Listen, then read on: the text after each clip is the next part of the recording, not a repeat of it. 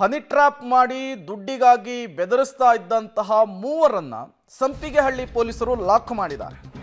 ಸಂಪಿಗೆಹಳ್ಳಿ ಪೊಲೀಸರಿಂದ ಮೂವರನ್ನ ಅರೆಸ್ಟ್ ಮಾಡಲಾಗಿದೆ. ನಜ್ಮಾ ಕೌಸರ್, ಮೊಹಮ್ಮದ್ ಆಶಿಕ್, ಖಲೀಲ್ ಬಂಧಿತರು ಅನ್ನೋದು ಗೊತ್ತಾಗ್ತಾ ಇದೆ. ಹಣವಿರುವ ಯುವಕರನ್ನ ಇವರು ಟಾರ್ಗೆಟ್ ಮಾಡ್ತಾ ಇದ್ರು. ಮೊದಲು ಪರಿಚಯ ಮಾಡ್ಕೊಳ್ತಾ ಇದ್ಲು ನಜ್ಮಾ, ನಂತರ ಸಂಪಿಗೆಹಳ್ಳಿಯ ಮನೆ ಕರೆದುಕೊಂಡು ಹೋಗಿ ಅಲ್ಲಿ ಹನಿ ಟ್ರ್ಯಾಪ್ ಮಾಡ್ತಾ ಇದ್ರು. ರೇಪ್ ಕೇಸ್ ಹಾಕ್ಬಿಡ್ತೀನಿ, ಹೇಳ್ದಷ್ಟು ದುಡ್ಡು ಕೊಡಲಿಲ್ಲ ಅಂದರೆ ಅಂಥೇಳಿ ಈ ಮೂವರು ಕೂಡ ಹಣ ವಸೂಲಿ ಮಾಡ್ತಾ ಇದ್ರಂತೆ. ಸಂಪಿಗೆಹಳ್ಳಿ ಪೊಲೀಸ್ ಠಾಣೆಯಲ್ಲಿ ಈಗ ಪ್ರಕರಣ ಕೂಡ ದಾಖಲಾಗಿರುವಂಥದ್ದು. ಮೂವರನ್ನ ಅರೆಸ್ಟ್ ಮಾಡಿ ವಿಚಾರಣೆಯನ್ನು ನಡೆಸ್ತಾ ಇದ್ದಾರೆ ಸಂಪಿಗೆಹಳ್ಳಿ ಪೊಲೀಸರು. ನಜ್ಮಾ ಕೌಸರ್, ಮೊಹಮ್ಮದ್ ಆಶಿಕ್, ಖಲೀಲ್ ಬಂಧಿತರು ಅನ್ನೋದು ಗೊತ್ತಾಗ್ತಾ ಇರುವಂಥದ್ದು. ಬಂಧಿತರ ಫೋಟೋವನ್ನು ಕೂಡ ನೀವು ಗಮನಿಸ್ತಾ ಇದ್ದೀರಿ. ಈ ಮೂವರು ಕೂಡ ಹದಿಹರೆಯದ ಯುವಕರನ್ನ ಟಾರ್ಗೆಟ್ ಮಾಡ್ತಾ ಇದ್ರು. ಟಾರ್ಗೆಟ್ ಮಾಡಿ ಅವರನ್ನ ಪರಿಚಯ ಮಾಡ್ಕೊಳ್ತಾ ಇದ್ರು.